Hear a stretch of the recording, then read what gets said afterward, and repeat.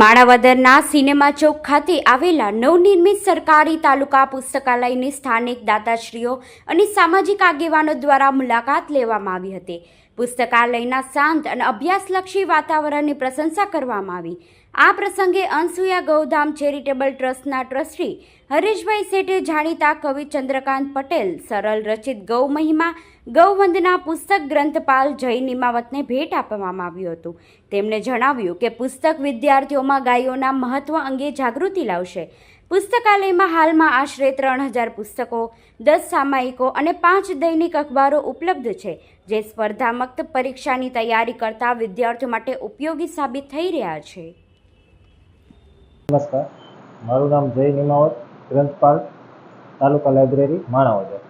રમતગમત અને યુવા સાંસ્કૃતિક વિભાગને હસ્તક ગ્રંથાલય ખાતું છે અને અમારા નિયામક શ્રી ડૉક્ટર પંકજ સાહેબ ગોસ્વામીના માર્ગદર્શન હેઠળ અમારે લાઇબ્રેરી શરૂ કરવામાં આવેલી છે. અહીં લાઇબ્રેરીમાં 3000 પુસ્તકો, 10 સામાયિકો, 5 ન્યૂઝપેપર આવે છે અને બધા લોકોને સારી રીતે બેસવાની સુવિધા છે વાંચવા માટે. અને કોમ્પિટિટિવ એક્ઝામની જીપીએસસી લેવલની બધી તૈયારી કરી શકે અને શાંતિથી વાંચી શકે અને સારી રીતે અહીં તૈયારી કરી શકે એવી આપણી લાઇબ્રેરીની સુવિધા છે. અહીં અમારા શ્રી આપણે હરેશભાઈ શેઠ અહીં એક મુલાકાત માટે આવ્યા હતા. ગૌ મહિમા અને ગૌવંદના પુસ્તકનું તેમને દાન કરેલ છે અહીં લાઇબ્રેરીમાં. તેનો ખૂબ ખૂબ આભાર. હું હરેશ શેઠ, અનસુયા ગૌધામ ચેરિટેબલ ટ્રસ્ટ માણાવદર. આજ રોજ અમે માણાવદરમાં નવનિર્મિત ગ્રંથાલયની મુલાકાત લીધી. ખૂબ સરસ ત્યાંનું શાંતિપૂર્ણ વાતાવરણ છે. વિદ્યાર્થીઓ અભ્યાસ કરી રહ્યા હતા. બુકનો વિશાળ સંગ્રહ છે.